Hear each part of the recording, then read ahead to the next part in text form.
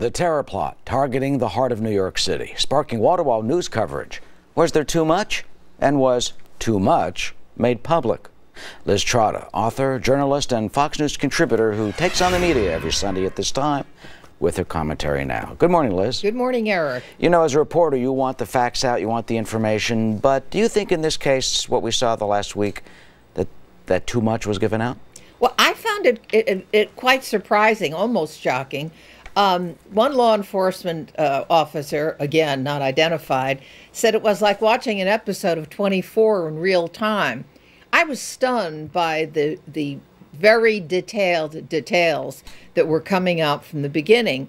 And I even wondered myself, who was leaking? When you got to things like what was the vehicle identification number on the would-be terrorist car, and where was it, where they were looking for it. And then when they found it, they found the number, and reporting that too. I mean, that was bad enough and really got one's curiosity aroused. But then when they started, about a day and a half into it, referring to him publicly as a Pakistani American, NPR says that it had decided not to report that fact because they didn't think it would help the investigation. But everybody else did, or just about everybody else did.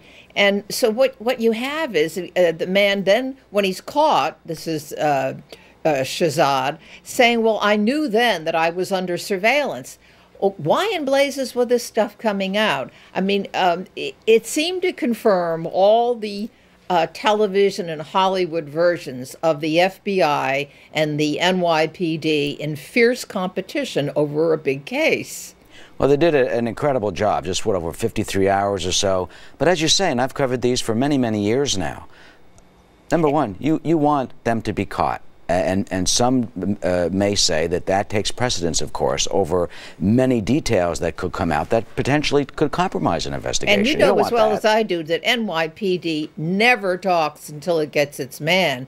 But here you had Ray Kelly. I mean, everywhere you looked on television, you saw the police commissioner yakking away. And it was quite a sight. Well, he may be trying to get some of the information out, but do you see, and as we've gone through these through the past years, the editorial process, do you see any judiciousness used by reporters in the journalism to maybe weigh what's public, what shouldn't be public, until they actually do make an arrest? No, a frenzy, as you know, Eric, develops on stories like these. And whereas the press thinks it often gets good leaks, they're often unwilling instruments of law enforcement.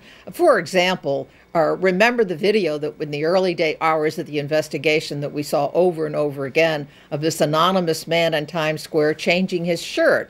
Well, we were certainly, after all the repetition, led to believe that, indeed, this was the man that they were looking for.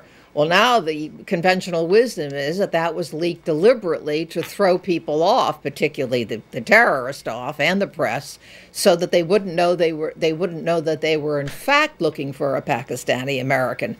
Again, at one point, they had reporters out before he was caught, out in front of Shahzad's house in Shelton, and then in front of a house in an apartment that he was renting in Bridgeport. There were TV reporters out in front of both places before he was caught. This is unbelievable. Well, we certainly hope that no investigation is compromised, especially when we deal with our national security. Liz Trotta, as always, good to see you. Thank you. Thank you, Liz.